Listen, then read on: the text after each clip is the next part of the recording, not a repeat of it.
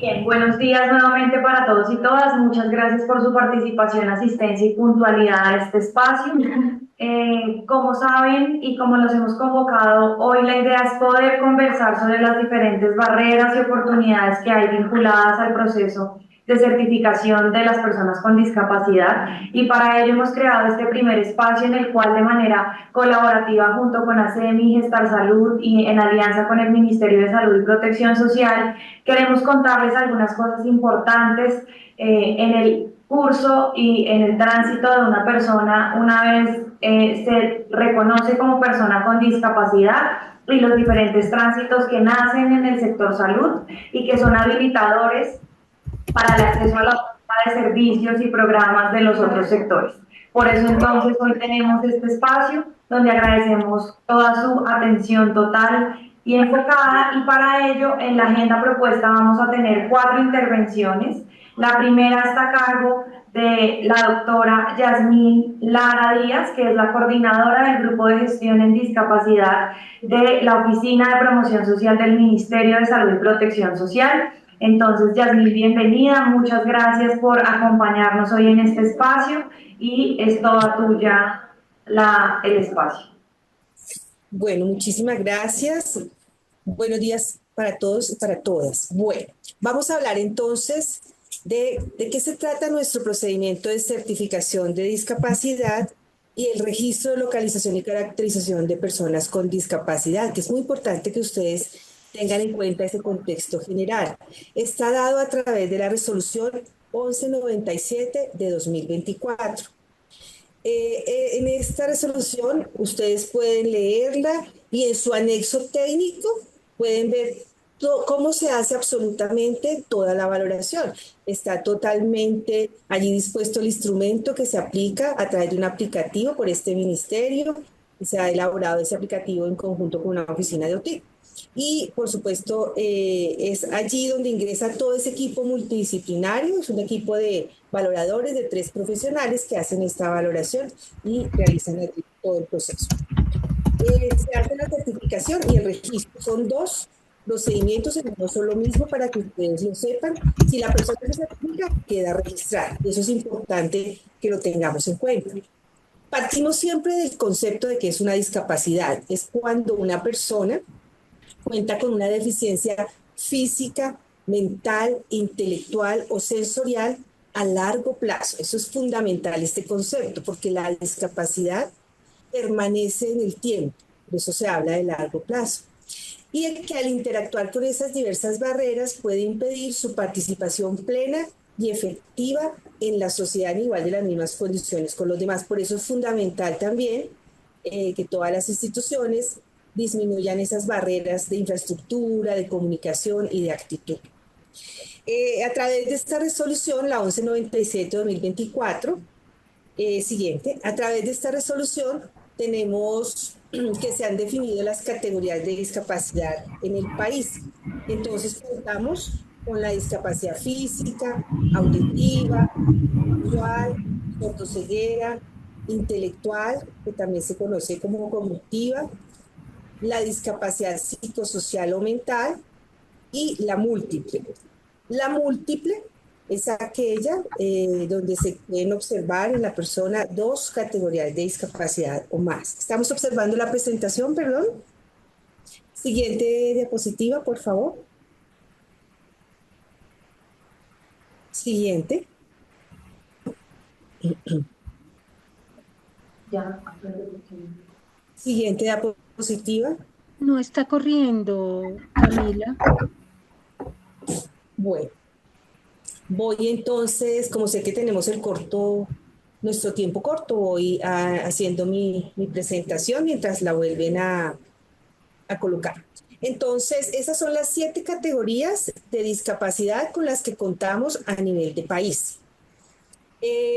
Fundamental que sepamos a quiénes les aplica todo el procedimiento de certificación de discapacidad.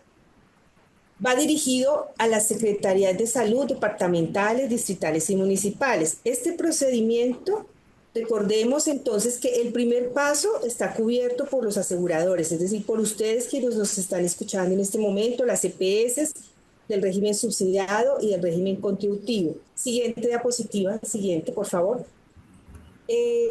También le aplica a las EPS, por supuesto, le aplica a las entidades adaptadas, le aplica a los prestadores de servicios de salud, bien sea públicos o privados, y a la persona interesada.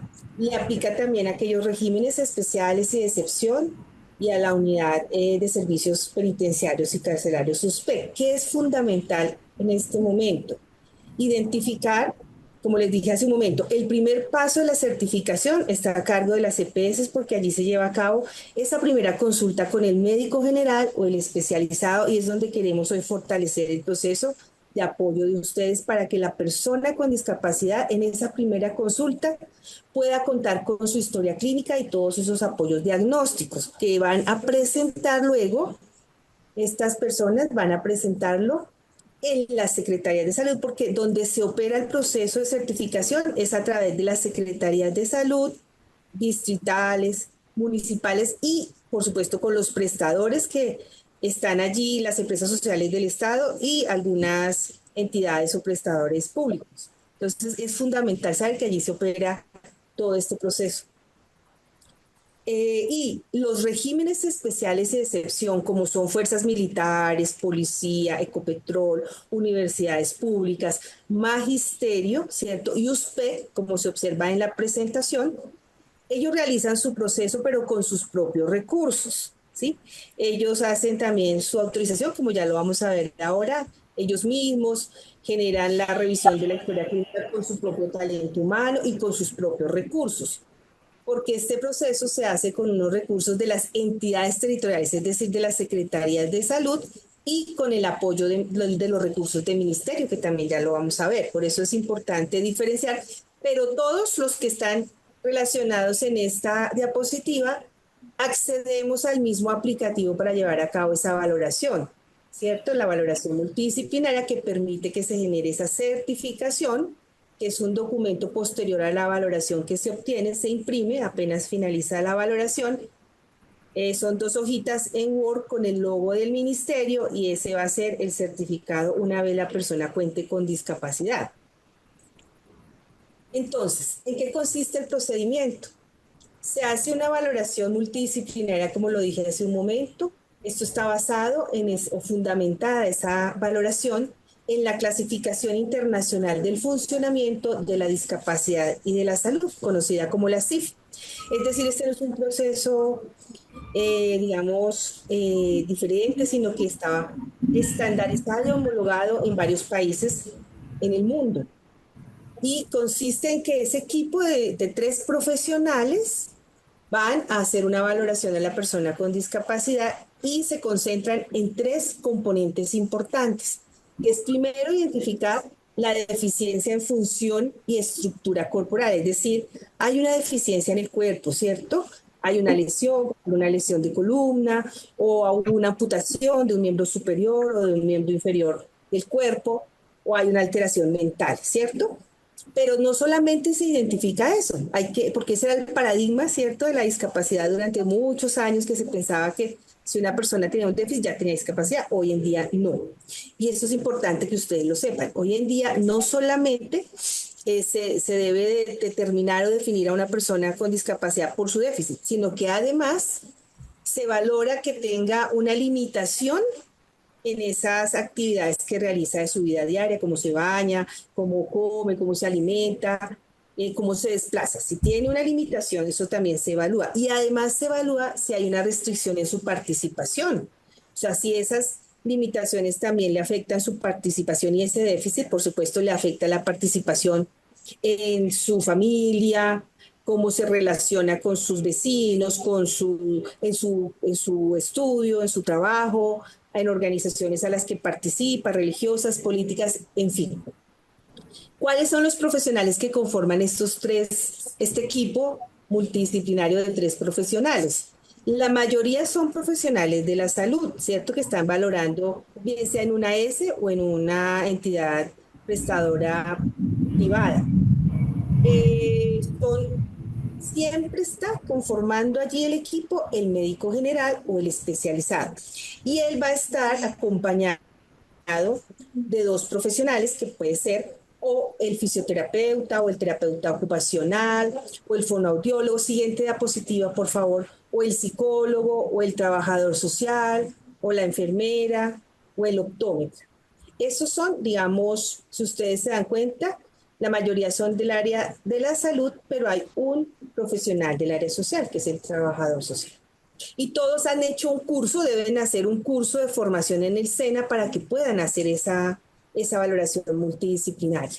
Y están entonces registrados en el Directorio Nacional de Certificadores de Discapacidad de este ministerio. Aquellos que cumplieron con el curso, lo aprobaron, por supuesto, y cumplieron también con otros requisitos importantes para hacer este procedimiento. Y la valoración, esta valoración, producto de todo este proceso, pues se podrá hacer en 3 modalidades. Bien sea ahí, en sitio, intramural se llama en sitio, o sea, en el prestador, bien sea en la S o en el prestador privado. O extramural es que el equipo se desplaza a otro municipio para hacer las valoraciones. O telemedicina, pues se realiza a través de la modalidad de telemedicina, si está habilitado para ello el prestador, ¿cierto? Lo puede hacer entonces a través de estas 3 modalidades la certificación.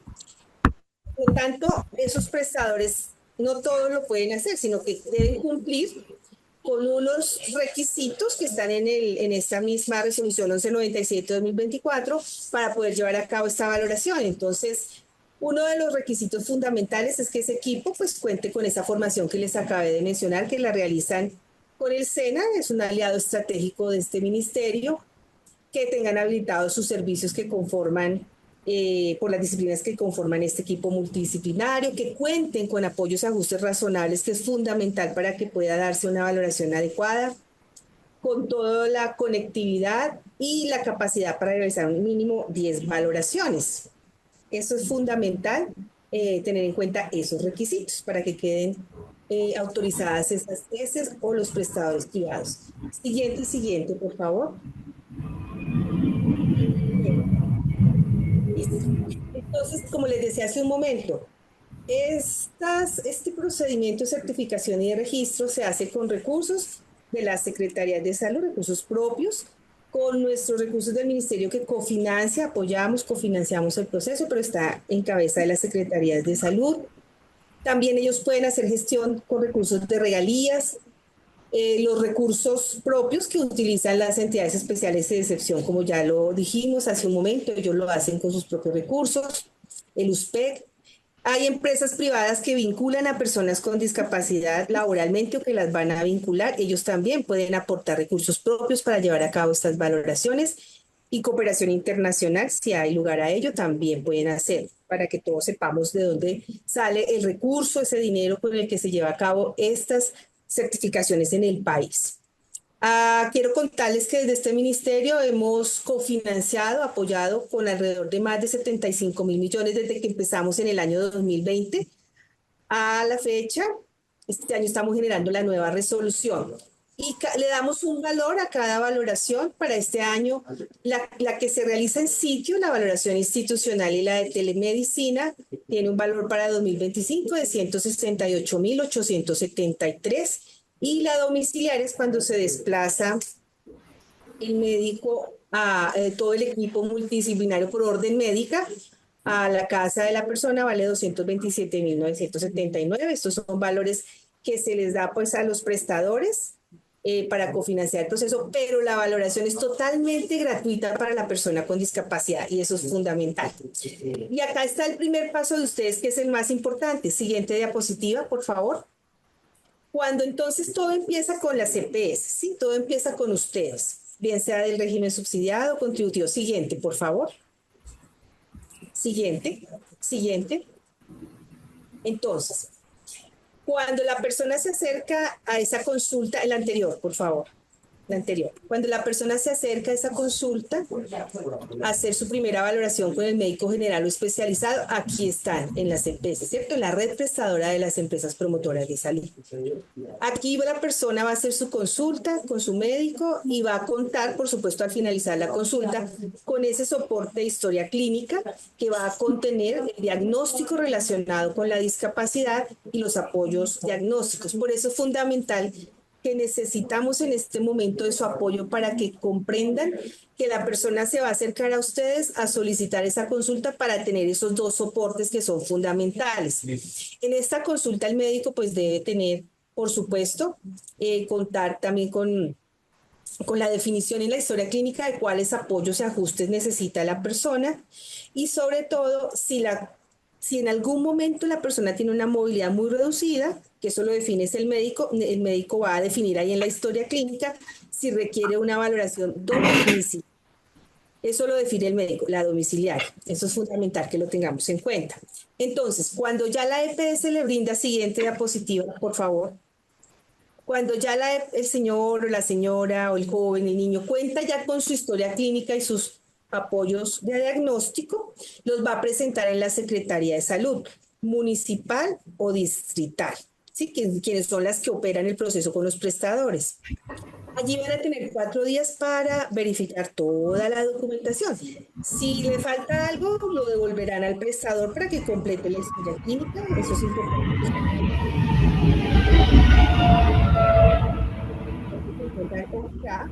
Pues entonces ya al otro día, al quinto día, ¿cierto? Hábil, la Secretaría genera una autorización, un código que se lo envía internamente al prestador, bien sea a la S o al prestador privado.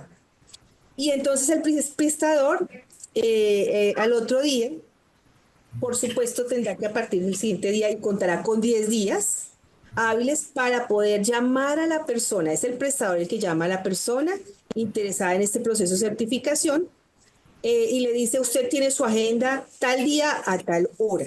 Y la persona se acercará a cumplir esa agenda, por supuesto, esa cita, para que ese día el equipo multidisciplinario lleve a cabo toda la valoración que dura mínimo 40 minutos y al finalizar pues imprimen el certificado de discapacidad que es el que va a tener pues la persona con discapacidad.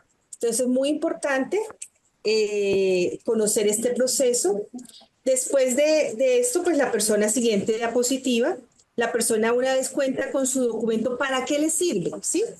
Entonces ella va a poder hacer uso, por supuesto, de un sinnúmero de beneficios, de planes, programas que generan otros sectores diferentes a este de salud, porque salud genera, por supuesto, la certificación, pero los otros sectores del país, bien sea del orden nacional o de las secretarías de salud, tanto departamentales como distritales, como municipales, o de las secretarías de gobierno, las gobernaciones, las secretarías de educación, de cultura, de deporte, las unidades, por ejemplo, como la unidad de víctimas, etcétera, pues van a tener unos beneficios para las personas con discapacidad que es muy importante para ellos porque les permite su inclusión social. Entonces, digamos que hasta que ha sido un resumen de cómo es el procedimiento, quiénes son los responsables directamente, en qué pasos están ustedes como EPS, ¿cierto? Que es el primer paso fundamental, acompañar a las personas con discapacidad.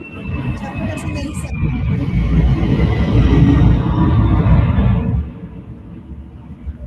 La siguiente diapositiva. Quiero decir que en el último artículo hemos dejado que también serán válidos aquellos certificados que se hicieron antes de empezar este procedimiento, ¿sí? Antes del 2020, las EPS se hicieron con el solo médico unos certificados de discapacidad, empezaron a realizarlos en el 2017 hasta el 2020, hasta el 30 de junio, hasta el 21 de julio de 2022 serán válidos también. Pero es importante vincular a todos en el nuevo proceso. Muchas gracias. Cualquier inquietud más adelante podrá ser resuelta. Un abrazo para todos. Buen día. Iniciaré junto con mi compañera Claudia Susana la presentación ahora de esa percepción que hay por parte de los usuarios de la certificación de discapacidad. Esto lo haré de manera muy breve porque lo que busco aquí es justamente complementar lo que nos acaba de contar Yasmín en clave de qué ejercicio. Desde la Fundación Santa Rega Concha trabajamos por las personas mayores y personas con discapacidad e identificamos una constante solicitud y pregunta sobre yo no estoy entendiendo muy bien qué pasa con el certificado, entonces decidimos irnos a diferentes regiones del país a preguntarles a las personas. Antes de seguir, quiero presentarme. Mi nombre es Camila Andrea Castellanos, hago parte del equipo de la Fundación desde la coordinación de programas en bienestar físico y socioemocional. Esto lo iniciamos en el año 2023 y entonces lo que pensábamos era, pero bueno, ¿cuál es el problema del certificado si vemos toda esta normativa y directrices que tiene el Ministerio de Salud estructurada? Y lo que encontrábamos era, lo primero, una diferenciación en las cifras generales que tenemos hoy para saber cuántas personas con discapacidad hay, donde la certificación y en específicamente el registro de localización y caracterización de las personas con discapacidad, que es el lugar a donde podemos ir a consultar quiénes están certificadas, pues nos mostraba unos datos que van variando y que al último reporte de marzo de este año encontramos 447.000 personas valoradas. Aquí hay un ejercicio de poder todos de manera conjunta y por eso también esta alianza y esta articulación que tenemos y por eso estamos hoy sentadas aquí con ustedes, de poder ver dónde están esos factores que permiten la habilitación a la certificación. Si vemos cifras como encuestas nacionales que nos dicen como la ENUT que 3.1 millones de personas tienen discapacidad, ¿cómo hacemos para que esos 3.1 millones de personas logren su certificación y cerremos entonces esa brecha desde los 47.000 hasta el valor total de personas con discapacidad, entendiendo que tenemos toda una normativa que cobija y da la directriz? Con eso entonces lo que dijimos fue, bueno, en este momento menos del 1% de la población colombiana está certificada, desconocemos exactamente cuántas personas con discapacidad en el país hay, pero además tenemos un referente mundial de la OMS que nos dice que el 15% de la población mundial vive con una discapacidad. ¿Qué decidimos hacer?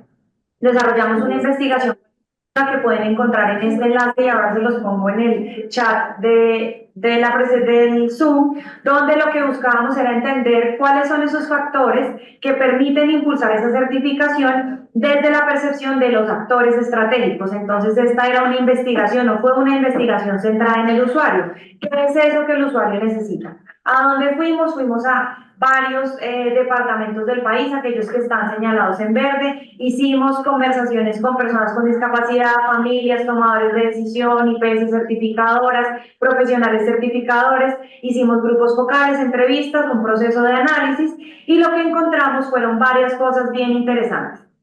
Encontramos desde el lugar de la persona con discapacidad y los líderes un asunto asociado fuertemente a el autorreconocimiento. ¿Cómo sé yo que soy una persona con discapacidad? Y adicional a ello, ¿cuáles son esas barreras actitudinales que se perciben en los profesionales de la salud cuando se hacen aproximaciones y acercamientos asociados a entender y comprender qué es esto de la discapacidad y de lo que están diciendo?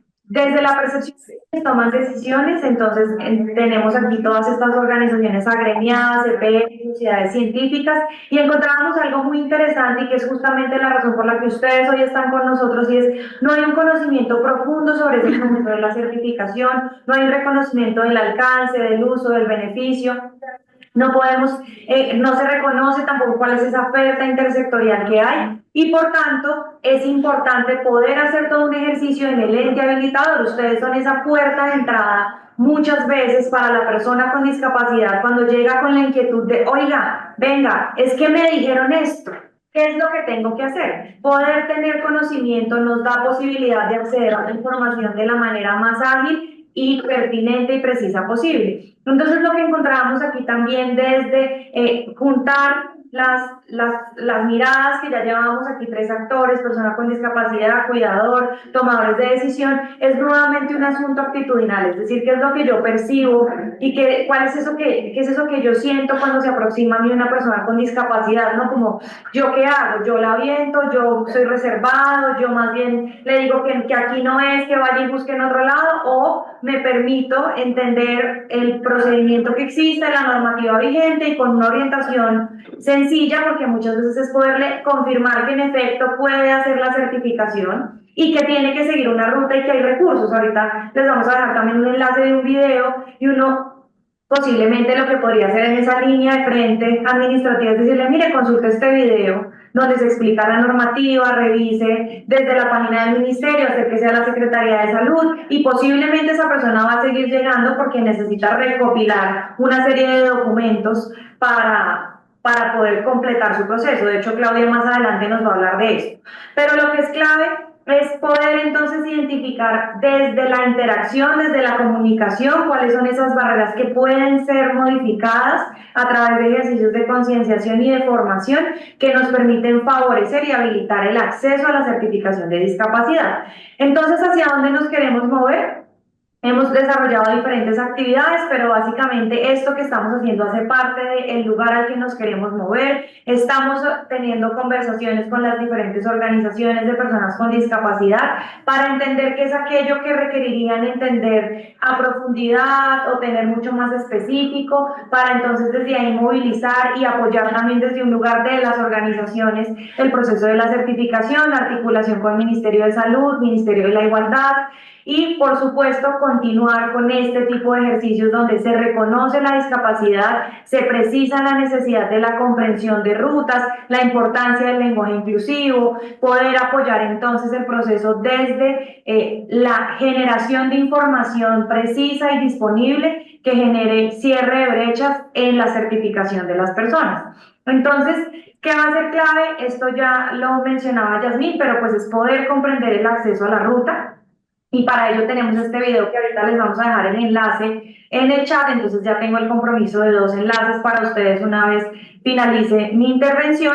Y pues aquí ya le quiero dar la palabra a Claudia Susana para que nos cuente un poco en este primer espacio que quisiéramos que ustedes se lleven sobre esa atención que es integral y diferencial. Claudia. Sí, Camila, muchas gracias. Quisiera confirmar si me están escuchando bien. Bueno, cuando nosotros abordamos la atención integral en salud, pues lo que buscamos también es dar esa atención con un enfoque diferencial y además desde ahí reconocer al otro, reconocer a la persona como un sujeto de derechos. Siguiente, Camila. Entonces, aquí vamos a ver, ustedes de pronto van a escucharme hablar de alguna norma, pero básicamente al hablar de la norma lo que queremos nosotros mostrar es que cada uno de nosotros tenemos una responsabilidad con esa garantía de derechos. Vamos entonces a iniciar solo definiendo en esta oportunidad qué es un enfoque diferencial, pues es incluir en esas políticas públicas en el quehacer diario esas medidas efectivas que adelanten acciones ajustadas a las características propias y particulares de cada persona o de cada grupo poblacional. De esa manera vamos a garantizar ese ejercicio efectivo de sus derechos. Eso nos lo dice la Ley 1618 de 2013, que nos permite reconocer de qué manera estamos comprometidos todos los actores sociales en esa garantía de derechos de las personas con discapacidad. Lo mismo nos lo dice el modelo de atención integral territorial, nos está diciendo en cada proceso adaptemos y adecuemos las estructuras del servicio a esas particularidades propias de los territorios, de la población, y de esa manera nosotros vamos a lograr disminuir esas brechas y llegar con una atención en salud a toda la población. Siguiente. Entonces veamos qué se busca con ese enfoque diferencial. Cuando atendemos a la persona con discapacidad o a una persona de una población vulnerable, es reconocer esas vulnerabilidades que son propias de cada grupo o de cada individuo. Debemos priorizar así esa protección y restauración de los derechos, identificar esos vacíos y los riesgos de protección que tiene cada grupo y poder implementar así herramientas que puedan solucionar, abrir espacios para que haya una participación equitativa. En eso estamos refiriéndonos a escuchar su voz, a escuchar cuáles son sus necesidades, sus inquietudes, sus temores, y poder hacer esas medidas afirmativas que van a permitir sistemáticamente garantizar esa atención en salud. Siguiente. Entonces, ¿cómo lo hacemos desde nuestro rol, desde ese momento en que estamos desarrollando nuestro trabajo en el día a día? ¿Cómo nos comprometemos? Siguiente. Bueno, en el día a día debemos partir de reconocer a la persona, reconocer al otro. Para eso está el modelo biopsicosocial. Ese modelo es tan sencillo como reconocer, como nos decía inicialmente Yasmín, desde nuestro cuerpo tenemos un factor biológico, es obvio, es nuestro cuerpo, son nuestras necesidades, pero además tenemos pensamientos, hacemos parte de una cultura, de unas tradiciones, tenemos unas emociones, miedos, alegrías que deben ser reconocidas. Esos son los factores sociales también que tienen que estar presentes porque vivimos en un entorno que hace un impacto importante en nuestra salud y en nuestra manera de llevar la vida. Siguiente. Entonces, ¿cómo podemos hacerlo desde nuestro trabajo? Pues con las medidas de adaptabilidad. Nosotros desde salud estamos implementando las rutas de atención integral en salud. La resolución 3280 nos compromete a todos, EPS, IPS, nos compromete a la sociedad misma. Es hacer esas modificaciones en las atenciones e intervenciones de manera que cuando abordamos a las poblaciones podamos llegar efectivamente a ellas respondiendo a esa particularidad de cada territorio y de la misma población. Siguiente. ¿Qué nos está diciendo? Pues respondamos, es en nuestro diario vivir, nosotros debemos responder al curso de vida, a esas condiciones propias según la edad, una persona mayor, una persona menor, un recién nacido, a la condición de discapacidad, a la identidad de género o sexual, si es víctima del conflicto armado. Sabemos que nuestra población, nosotros mismos vivimos el conflicto y lo sentimos, a las condiciones culturales e históricas. Nuestra atención debe adaptarse para llegar efectivamente a poblaciones del área rural o del área urbana. Tenemos que garantizar esa atención en esa población de alta dispersión. Debemos entonces, de esa manera, que nuestras atenciones sean aceptadas, sean comprendidas, haya fácil acceso, haya equidad en la atención y que toda nuestra población pueda recibir la atención que requiere. Siguiente. Entonces, ¿cómo nos compromete? Aquí nos vamos a situar en las EPS, IPS y las secretarías de salud, ya sea departamentales, distritales, municipales. Tenemos que primero identificar qué personas están afiliadas, qué personas hacen parte de la población que debemos atender, garantizar esa atención con el enfoque diferencial, buscar eliminar las barreras de acceso físico, establecer un proceso de formación a todos los funcionarios que hacen parte de nuestra institución para que reconozcan esas personas con discapacidad, para que se puedan superar esos imaginarios y esas barreras actitudinales que están presentes, reconocer esos derechos, reconocer y apoyar y garantizar los apoyos y ajustes razonables, que ya vamos a hablar de ellos, y garantizar que la persona pueda tomar sus decisiones libres e informadas. Es muy importante esa parte. Siguiente. Entonces, veamos qué son los apoyos y qué son los ajustes razonables. Los apoyos son las estrategias, los medios, los métodos que utilizamos, los recursos para que podamos nosotros llegar a la población y la persona pueda disponer de los servicios y acceder a ellos sin barreras.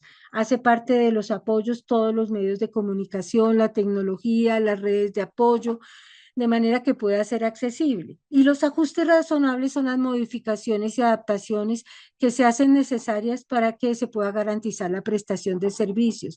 Se deben asegurar efectivamente a todas las personas con discapacidad y en ese caso, pues no pueden ser una carga desproporcionada. Quiere decir que de alguna manera entra dentro del proceso de planeación de la institución para que de una manera racional pueda garantizar que se van a hacer las modificaciones y las adaptaciones para garantizar esos ajustes razonables. Siguiente. Entonces veamos cómo debemos hacerlo. Primero, reconocer cómo se comunica la persona, identificar los medios, los modos, los formatos, es decir, si la persona se expresa de manera oral o si escribe o si usa alguna tecnología, tableta, teléfonos, audífonos. Generalmente la persona llega con esos elementos tecnológicos que requiere pero puede ser que haya personas que utilizan gestos, las expresiones de la cara, las expresiones del cuerpo para poder expresar su aceptación o no aceptación de lo que vamos, si lo que se va a desarrollar, reconocer si necesita un guía, intérprete, si es una persona sordo-ciega, si hay una persona que requiera solo el guía intérprete, el intérprete de lengua de señas o el intérprete de lengua, si es una persona que pertenece a un pueblo étnico. También podemos utilizar las imágenes, podemos utilizar la persona de apoyo, pero es importante que reconozcamos cómo se comunica la persona, qué apoyos requiere y cuáles son débiles para poder hacer el mejoramiento y que ella pueda hacer su comunicación y nos podamos comunicar con ella. Es importante dejar un espacio, si así lo requerimos, para que la persona pueda expresar qué apoyos requiere. Muchas veces se siente cohibida de expresarlo, entonces podemos generar como profesional de la salud o la persona que se encuentra en atención al usuario un espacio un poco más privado que ella pueda con tranquilidad expresar cómo es su mejor forma de comunicarse. Siguiente. Con los espacios y los ajustes razonables, recordemos, debemos estar atentos cómo están esos ajustes razonables en nuestra institución, si se tienen rampas, si se requiere el ascensor, pero si no sé si tienen esas barras de apoyo. Debemos de recordar siempre cómo nos vamos a comunicar con él. Hay un error que siempre desde la atención en salud incurrimos en ella y es que no nos dirigimos a la persona con discapacidad, sino a la persona que lo acompaña. No, la que está requiriendo la necesidad es la persona, dirigémonos a ella, miremoslo a los ojos, ¿no? Si estamos manejando el computador, pues interrumpamos un poco para hacer esa conexión con la persona. Debemos también tener en cuenta cómo entregamos la información, que la persona la comprenda, que pueda acceder a ella, que pueda hacer preguntas y tener en cuenta que en nuestra institución haya esos avisos de señalética que permiten orientar de acuerdo a la discapacidad, cómo poder desplazarse a través de la institución, a dónde llegar o cómo salir de ella, pero siempre tener ese acompañamiento. Siguiente. Las personas de apoyo. Queremos empezar por las personas de apoyo a decir que es un derecho de la persona con discapacidad. Contar con la persona de apoyo y también decir, no, no la requiero. No porque tengo una discapacidad debo tener una persona de apoyo. Si no la requiero, puedo decir, no, no la necesito. Pero si la requiero, estas personas nos van a apoyar para nosotros comprender la información, para poder tomar una decisión y para poder comunicarnos. Ellos muchas veces la persona de apoyo conoce porque es cercana, es la persona de confianza, cómo me expreso, si mi expresión o un gesto de la cara es de acuerdo o si no estoy de acuerdo, puedo expresarlo con una mano. ¿Quién lo conoce? La persona más cercana. Por eso es muy importante la persona de apoyo, pero esta persona tiene que realmente ser la que elige la persona con discapacidad, con la que se siente en confianza. Puede ser un familiar, un vecino, mi prima, mi amiga, mi amigo, mi mamá, mi papá. Es la decisión de la persona con discapacidad. Puede ser el profesional de salud, el profesional de la institución que pueda apoyar esa toma de decisiones siempre y cuando se dé la información correcta y la persona pueda expresar su decisión. Y es muy importante y reiteramos que no está obligada a que tome la decisión de que es mi primo y mi primo tiene que estar durante todo el tratamiento. Si no me siento tranquila, puedo decir, no, en esta oportunidad no quiero que sea mi primo, me siento más tranquilo con mi amigo o mi amiga y entonces es la persona con discapacidad es la que decide con quién se siente más cómodo para recibir la atención en salud y para tomar sus decisiones. Siguiente. Entonces, recordemos, hay una medida que es importante tener en cuenta. Cuando asignamos citas, la cita doble es una medida importante. Dar citas dobles permite que se dé el tiempo para que se comprenda, para que se facilite la atención, para que no se tenga la presión del tiempo sobre la atención integral en salud. Entonces, se deben tomar decisiones libres e informadas, eso lo estaremos repitiendo permanentemente porque debemos garantizar que la persona conozca y comprenda la información para pueda tomar las decisiones. Se pueden utilizar imágenes que puedan permitir que la persona comprenda. Cuando hablamos, usemos frases cortas, hablemos despacio, no utilicemos términos técnicos. Si vamos a dar una información compleja, hagámoslo de una manera sencilla, de pronto a través de ideas cortas, para que se comprenda la información y preguntemos si se ha comprendido, si se requiere repetir algún aspecto, es importante hacerlo y dirigirse siempre a la persona en un lenguaje sencillo y directamente hacia la persona con discapacidad. Siguiente.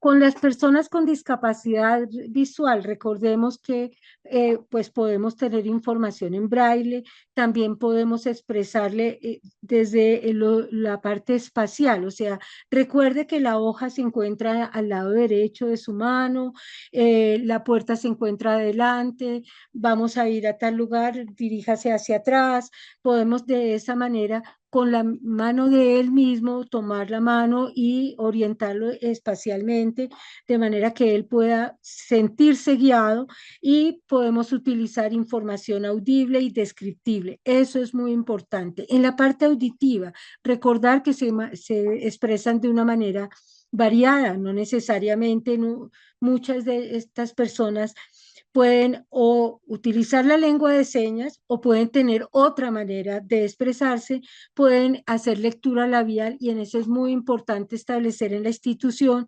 que se use tapabocas transparente, usar el closed caption y garantizar la conectividad pues para que la persona pueda acceder a los centros de relevo, a esos medios tecnológicos. Siguiente.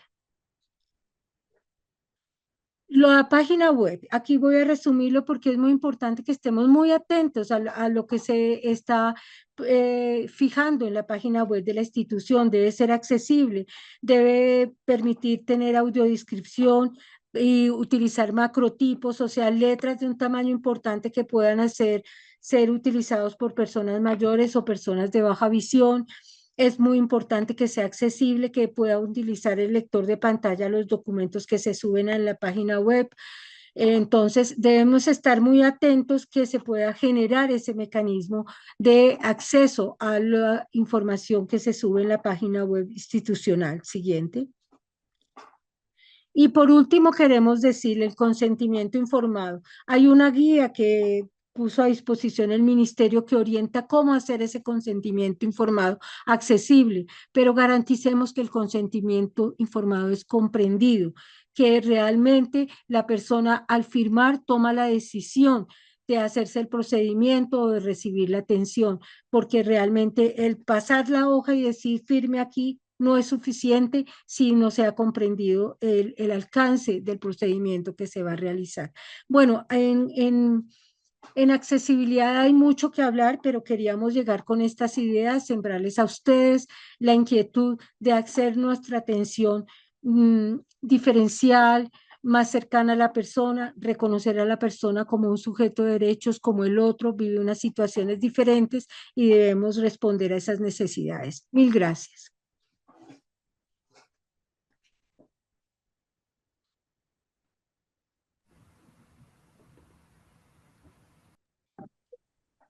Muchas gracias, Claudia. Le damos entonces ahora la bienvenida a Diana Patricia para su presentación como parte también del equipo del Ministerio de Salud y Protección Social. Sí, buenos días, ¿ahí me escuchan? Sí, te escuchamos, pero no te vemos. Mi nombre es Adriana Patricia Torres, formo parte del grupo de gestión en discapacidad junto con mi compañera Yasmín Lara, quien es la coordinadora del grupo de gestión en discapacidad del Ministerio de Salud y Protección Social. Siguiente. Bueno, en este espacio pues vamos a traer algunas recomendaciones que son fundamentales para que ustedes como EPS nos puedan ayudar a fortalecer ese procedimiento de certificación en discapacidad en el entendido de que las EPS también cumplen un rol y unas responsabilidades fundamentales para que las personas con discapacidad puedan acceder al procedimiento a través de documentos claves como la historia clínica, el diagnóstico, CIE vigente y los apoyos y ajustes razonables que ya nos los mencionó Claudia Susana. Siguiente. Dada esta apertura de este espacio, pues queremos traer a colación aquí las responsabilidades que ustedes como EPS y las entidades adaptadas tienen en el marco del procedimiento de certificación. Estas responsabilidades ustedes las encuentran en la resolución 1197 de 2024 en su artículo número 19. Allí la resolución establece que las EPS deben garantizar afiliados la obtención de la copia de la historia clínica, es una de las primeras funciones. La segunda es garantizar la entrega de la copia de la historia clínica. Y la tercera y cuarta responsabilidad es poder cualificar el talento humano en salud del área clínica y también del área administrativa en el procedimiento de certificación de discapacidad y registro local de caracterización. De igual manera, pues participar en los programas de capacitación, de sensibilización y evaluación del talento humano, que generalmente son liderados por las secretarías de salud de orden departamental, distrital o municipal, lógicamente con el acompañamiento del Ministerio de Salud. Así entonces, pues estas 4 responsabilidades son fundamentales, sin embargo, para el tema que hoy nos ocupa, vamos a hacer zoom en las 2 primeras responsabilidades que se relacionan con la historia clínica, toda vez que pues nuestra población en algunas ocasiones ha tenido algunas dificultades o barreras para acceder al procedimiento porque no cuentan con estos documentos, con este documento siguiente. En ese sentido, pues se debe garantizar a todos los afiliados que requieran el certificado de discapacidad la obtención de esa copia de la historia clínica, para lo cual pues es importante que esa historia clínica contenga unos mínimos. ¿Cuáles son los mínimos que debe tener la historia? Primero, pues el diagnóstico de la clasificación internacional de enfermedades, que es la CIE, pues que se encuentre vigente. Sabemos que hasta hace algunos años estábamos trabajando la CIE 10, pero ya está cursando el trámite de la CIE 11 y el Ministerio de Salud a través del área de epidemiología pues está haciendo la homologación de los diferentes códigos. Este diagnóstico no solamente es saber qué enfermedad o qué condición de salud tiene la persona, sino cómo se relaciona ese diagnóstico con la discapacidad. ¿Qué significa esto? Cuando nosotros hablamos de discapacidad, debemos contemplar y tener en cuenta la clasificación internacional del funcionamiento de la discapacidad. Allí en pantalla, en la parte superior de la diapositiva, vemos un esquema que para nosotros es el centro o el corazón de la certificación en discapacidad. ¿Por qué? Porque allí nos está dando la definición de qué es o quién es la persona con discapacidad. Entonces, la discapacidad es un término general que incluye, sí, una condición de salud, un diagnóstico, pero que a partir de ese diagnóstico se ven alteradas ciertas funciones, ciertas estructuras, lo que nosotros llamamos deficiencias, pero que la persona, pues en el diario vivir, con esta condición de salud puede generar limitaciones en las actividades y restricciones en la participación. La discapacidad pues implica todos esos aspectos negativos de la interacción de la persona con su condición de salud y con los factores del contexto que pueden ser facilitadores o pueden ser barreras para la persona.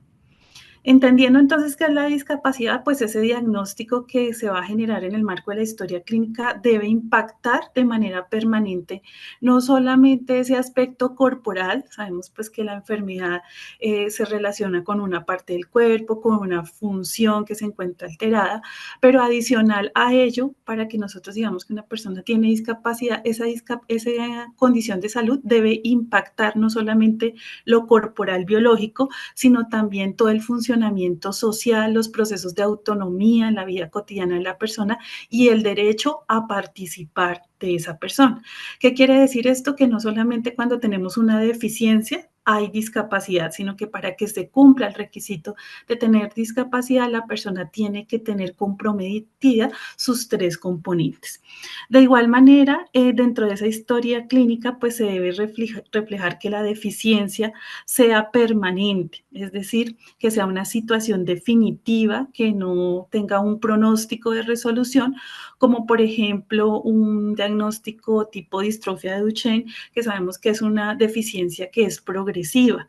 Esta deficiencia pues también puede, digamos, que la persona utilizar elementos de apoyo para tratar de mejorar su funcionalidad, pero con el uso de productos de apoyo no necesariamente se puede resolver 100% la deficiencia. Por ejemplo, una persona que tenga una limitación auditiva puede colocarse un implante coclear, pero no solo, el implante no por sí mismo pues disminuye esa deficiencia. También es fundamental que dentro de la historia clínica se contemplen las 7 categorías de discapacidad que se encuentran contenidas en la resolución 1197 de 2024. Por ejemplo, la discapacidad física, la discapacidad mental, la discapacidad auditiva, múltiple. Son las categorías pues, que la resolución acoge. Y la historia clínica no tiene que tener un tiempo exacto de vigencia. Puede ser una historia clínica actual, como puede ser una historia clínica antigua, pero pues debe estar muy bien soportada. Aquí es importante que en la parte de gestión también las EPS nos puedan ayudar a garantizar esas citas médicas con oportunidad para que la persona pues pueda acceder al documento. Esa responsabilidad se correlaciona con el artículo 7 de la misma resolución 1197. Tener esta historia clínica completa hace que cuando la persona vaya a certificarse, el equipo multidisciplinario pueda registrar con idoneidad todas estas condiciones en el aplicativo de valoración que se tiene para certificación en discapacidad. Si algo no está plenamente documentado, el equipo multidisciplinario no lo puede registrar en plataforma y no puede dar fe de lo que la condición de salud que tiene la persona. La historia clínica también pues debe tener unos soportes de apoyo diagnóstico. Estos aportes son emitidos por el médico o los médicos que estén tratando a la persona en el marco de su red de prestación de servicios, de su EPS. Estos soportes de apoyo pues hacen alusión a todos esos conceptos médicos, exámenes de laboratorio, los estudios tecnológicos avanzados, por ejemplo, rayos X, electroencefalogramas, resonancias magnéticas, que van a permitir comprender cuál es la condición de salud de la persona, verificar cuál es la ubicación de la parte que se encuentra afectada en el cuerpo, la naturaleza, la localización, la función y estructura que se encuentra comprometida, para que todo esto quede registrado en el componente de funciones y estructuras corporales y posteriormente a ello el equipo multidisciplinario pueda hacer uso de un instrumento que nosotros hemos llamado y pues que internacionalmente se llama así el Judas 2.0, que trae una serie de preguntas que ya son preguntas dirigidas a los temas de actividades y participación, es decir, a los temas de derechos y de actividades de la vida diaria. Entonces, todo esto está correlacionado. Todo lo anterior, pues como ya lo había dicho, debe ser plenamente soportado para comprender el funcionamiento y el desempeño de la persona. Siguiente. Finalmente, pues la historia clínica también debe complementarse con la determinación de la necesidad de apoyos y ajustes razonables. En esto no me voy a demorar mucho porque ya Claudia nos lo explicó, pero sí es clave que ustedes sepan que cuando la persona llega a solicitar su certificación en discapacidad, la Secretaría de Salud no solamente revisa la historia clínica completa, sino que también el médico tratante nos haya indicado cuáles son esos apoyos y ajustes razonables. ¿Para qué sirven los apoyos y ajustes razonables? Pues para mejorar la accesibilidad en la información, en la atención, en el marco de los servicios de salud, para garantizar esa toma de decisiones informadas en el marco de la atención integral en salud y básicamente lo que nosotros esperamos ver en esas historias clínicas también es cuáles son esos apoyos en movilidad, comunicación y acceso a la comunicación y persona de apoyo. Si bien es cierto, existen muchas barreras que tienen las personas con discapacidad, estos tres apoyos y ajustes razonables que estoy mencionando pues son básicos para realizar la certificación en discapacidad. En relación a la persona de apoyo, contarles que no existe actualmente interdicción. La persona con discapacidad es una persona sujeta de derechos que puede tomar decisiones y que si tiene alguna dificultad puede hacer uso de la persona de apoyo para poder tomar estas decisiones. Cuando son niños, niñas o personas mayores, pues es importante que trabajemos de la mano con el representante legal para explicarle pues todo lo que se encuentra en el marco de la historia clínica y los apoyos y ajustes. Hay muchas estrategias pues para eliminar las barreras que ya los mencionó Claudia, pero quiero centrarme también en las barreras actitudinales que a veces tienen las personas, que ustedes como EPS también nos pueden ayudar a derribar esas barreras y son las barreras actitudinales. Las barreras actitudinales son todos esos prejuicios o situaciones de discriminación que a veces sufren las personas con discapacidad en diferentes espacios y que los podemos mitigar a través de una buena actitud, del compromiso con la persona, de una actitud de apoyo hacia la persona. Y finalmente, pues esa historia clínica también nos debe decir la modalidad en la que se requiere la valoración clínica multidisciplinaria para realizar la certificación. ¿A qué se refiere esto? A que nuestro médico tratante también, como a la persona y entra en diálogo con ella, pues debe indicarnos si la certificación se puede hacer en consultorio, es decir, a nivel institucional, o domiciliaria cuando las personas presentan restricciones importantes en la movilidad, de pronto permanecen todo el tiempo en cama o el servicio de salud les queda muy lejos y no pueden llegar hasta él. Entonces es clave que el médico tratante recomiende cuál sería la modalidad más indicada. Todos estos elementos van a ser utilizados posteriormente por la Secretaría de Salud para poder autorizar la certificación de discapacidad y la persona pueda dirigirse a la IPS que va a realizar pues, la valoración multidisciplinaria, de tal manera que se pueda pues, participar activamente con la persona y hacer todo el análisis de información que se requiere para poder realizar la certificación. Siguiente. En cuanto a la responsabilidad de garantizar la entrega de la copia de la historia clínica, pues recordar que por la resolución 1197 allí nos dice que en un término máximo de 5 días calendario posteriores a la solicitud del afiliado, la EPS pues debe entregar este documento también correlacionado pues con el artículo 102 del decreto 2106 de 2019 que pues garantiza ese derecho al acceso a la información.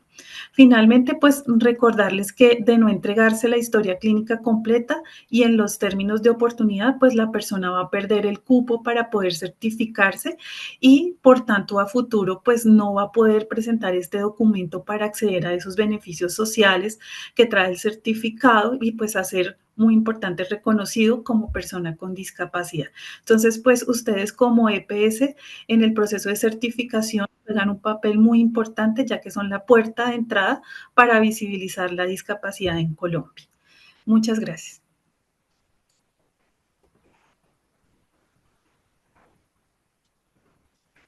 Bueno, muchísimas gracias, Adriana. Gracias a la participación de ustedes, pues ya se nos ha cumplido nuestro tiempo. Queremos especialmente agradecer a SEMI y a Gestar Salud a través de Andrea y de Nadly que nos permitieron llegar hasta ustedes. Estuvimos con 81 personas presentes y para nosotros es un gran logro. Agradecer enormemente también a Ministerio de Salud, a Yasmín y a Adriana que nos apoyaron en, como ente rector y regulador en dar la información a ustedes como EPS y bueno, solo nos queda agradecerle también a todo el equipo de la Fundación, a Iván y a Nicolás y Andrés por el apoyo en la traducción de lengua de señas y estaremos entonces a través de los correos electrónicos o a través de Hacemi Gestar Salud enviando la presentación, poniéndola a disposición de ustedes, el video y pues las preguntas también que surjan de aquí en adelante a través de Nali y de Andrea pueden hacérnosla llegar y podemos generar así un mecanismo de estar en permanente comunicación. Muchísimas gracias y esperamos pues una nueva oportunidad para poder estar con ustedes. Gracias.